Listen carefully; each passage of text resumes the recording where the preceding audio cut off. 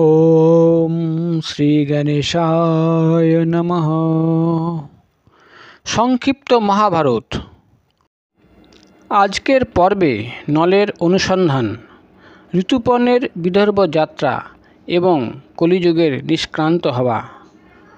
বৃহদস্য বললেন, যুধিষ্ঠির, একদিন পিতৃগৃহে বিশ্রামের পর দময়ন্তী তার মাকে বললেন, মা, আপনাকে সত্য করে বলছি, আপনি যদি আমাকে জীবিত রাখতে চান তাহলে আমার পতিদেবকে খুঁজে বার করুন। রানী অত্যন্ত দুঃখিত হয়ে তার পতি রাজা ভীমকে বললেন, স্বামী, দময়ন্তী তার পতির জন্য অত্যন্ত ব্যাকুল। সে লজ্জা ত্যাগ করে আমাকে তার স্বামীর অনুসন্ধান করতে বলেছে। রাজা তার আশ্রিত ব্রাহ্মণদের ডাকিয়ে আনালেন এবং নলকে খোঁজার জন্য তাদের নিযুক্ত করলেন। ব্রাহ্মণেরা দময়ন্তীর কাছে গিয়ে বললেন, আমরা রাজা নলকে খোঁজার জন্য যাচ্ছি। দময়ন্তী ব্রাহ্মণদের বললেন, আপনারা যে দেশে যাবেন সেখানে লোকদের সমাবেত করে বলবেন, হে দময়ন্তীর ছলনাকারী, তুমি তার শাড়ির অর্ধেক ছিঁড়ে নিয়ে এবং ওই দাসীকে বনে নিদ্রিত অবস্থায় ফেলে রেখে কোথায় গেছো? তোমার সেই দাসী এখনও সেই অবস্থায় অর্ধেক শাড়ি পরে তোমার আসার অপেক্ষায় পথ দেখছে এবং তোমার বিরহ ব্যথায় দুঃখে সময় কাটাচ্ছে। তার কাছে আমার দুর্দশার বর্ণনা করবেন এবং এমন কথা বলবেন যাতে তিনি প্রসন্ন হয়ে আমাকে কৃপা করেন। আমার কথা শুনে যদি কোনো উত্তর দেন তাহলে তিনি কে, কোথায় থাকেন সেই খবর জেনে নেবেন এবং মনে করে আমাকে সব জানাবেন। মনে রাখবেন, আপনারা আমার নির্দেশেই এইসব কথা বলছেন, তা যেন উনি বুঝতে না পারেন। ব্রাহ্মণেরা দময়ন্তীর নির্দেশ অনুসারে রাজা নলকে খুঁজতে বের হলেন। বহুদিন ধরে অনুসন্ধান চালাবার পরে পর্ণাদ নামক এক ব্রাহ্মণ রাজপ্রাসাদে এসে দময়ন্তীকে জানালো, রাজকুমারী, আমি আপনার নির্দেশ অনুসারে রাজা নলের অনুসন্ধান করতে অযোধ্যায় পৌঁছাই। সেইখানে রাজা ঋতুপর্ণের সভায় সবার সামনে আপনার কথা আবৃত্তি করি, কিন্তু সেখানে কেউ কোনো উত্তর দেয়নি। ওখান থেকে যখন রওনা হই তখন বাহুক নামক সারথি আমাকে একান্তে ডেকে কিছু জানায়। দেবী, সেই সারথি রাজা ঋতুপর্ণের ঘোড়াদের শিক্ষায় নিযুক্ত, উত্তম রান্না করে, কিন্তু তার হাত দুটি ছোট এবং সে দেখতে কুৎসিত। সে দীর্ঘশ্বাস নিয়ে কাঁদতে কাঁদতে জানায় যে কুলীন নারীরা ভয়ানক কষ্ট পেলেও নিজ মর্যাদা রক্ষা করে এবং সতীত্বের জোরে স্বর্গে যায়। পতি ত্যাগ করলেও তারা কুপিত হন না, নিজ সদাচার রক্ষা করেন। ত্যাগকারী ব্যক্তি বিপদগ্রস্ত হওয়ায় দুঃখ শোকে চেতনাহীন হয়েছিল, সুতরাং তার উপর রাগ করা উচিত নয়। একথা সত্য যে সেই সময় তার পত্নীকে ঠিকমতো যত্ন করেনি, কিন্তু তখন সে রাজলক্ষ্মীচ্যুত, ক্ষুধাতুর, দুঃখী এবং দুর্দশাগ্রস্ত ছিল। অতএব এই বিরূপ অবস্থার জন্য তার উপর অসন্তুষ্ট হওয়া উচিত নয়।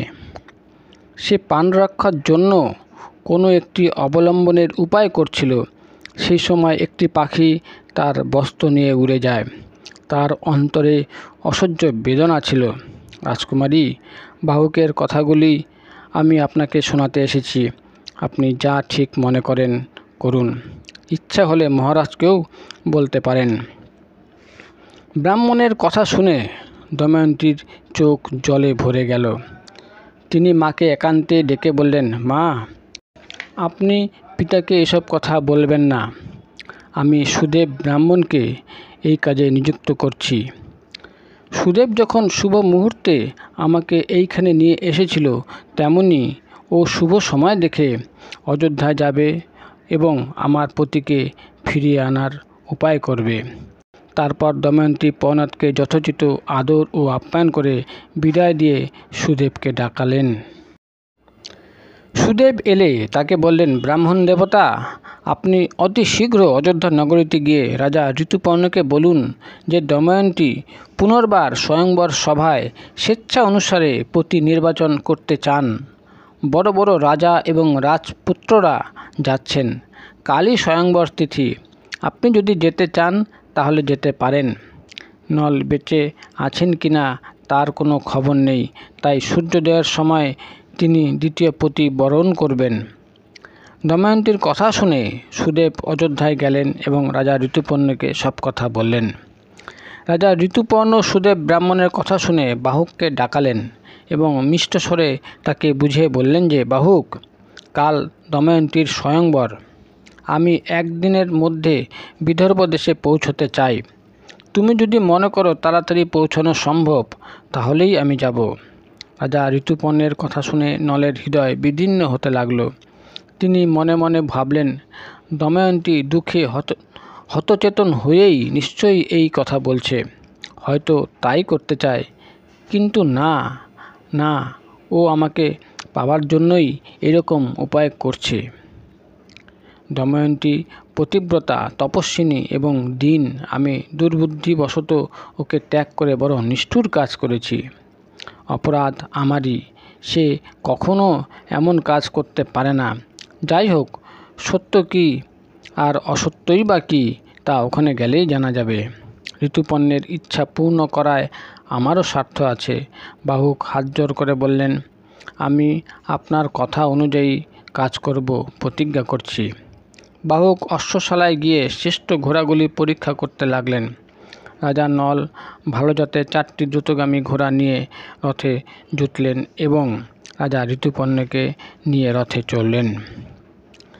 আকাশচারী পাখি যেমন আকাশে ওড়ে, তেমনি বাহুকের রথ অল্প সময়ের মধ্যে নদী, পাহাড়, বন পার হয়ে গেল। এক স্থানে রাজা ঋতুপর্ণের উত্তরীয় নিচে পড়ে গেল। তিনি ব্যাকুল হয়ে বললেন, রথ থামাও, বাষ্ণেয়কে পাঠাও উত্তরীয় নিয়ে আসতে। নল বললেন, আপনার বস্ত্র যেখানে পড়েছে আমরা সেখান থেকে 1 যোজন চলে এসেছি, এখন আর ওটা পাওয়া যাবে না। এই কথা বলার সময় রথ একটি বনের মধ্য দিয়ে যাচ্ছিল। ঋতুপর্ণ বললেন, বাহুক, আমার অঙ্কশাস্ত্রে পারদর্শিতা দেখো। সামনের বৃক্ষে যত ফল আর পাতা দেখছো, তার থেকে জমিতে পতিত ফল ও পাতা 100 গুণ বেশি। এই গাছের 2টি শাখা ও ছোট ডালে 5 কোটি পাতা এবং 2095টি ফল আছে। তুমি ইচ্ছা হলে গুনে নাও। বাহুক রথ দাঁড় করিয়া বললেন, আমি এই গাছটি কেটে এর ফল ও পাতা ঠিক করে গুণে স্থির করব। বাহুক গুণে দেখলেন রাজা যা বলেছেন ঠিক ততগুলোই ফল ও পাতা আছে। তিনি আশ্চর্য হয়ে বললেন, আপনার বিদ্যা তো অদ্ভুত, দয়া করে আমাকে শিখিয়ে দিন। ঋতুপর্ণ বললেন, গণিত বিদ্যার মতোই পাশার বশীকরণ বিদ্যাতেও আমি এইরকমই পারদর্শী। বাহুক বললেন, আপনি আমাকে যদি এই বিদ্যাও শিখিয়ে দেন তাহলে আমি আপনাকে অশ্ববিদ্যা শিখিয়ে দেব। ঋতুপর্ণের বিদর্ভ দেশে পৌঁছানোর খুব তাড়া ছিল আর অশ্ববিদ্যা শেখারও লোভ ছিল।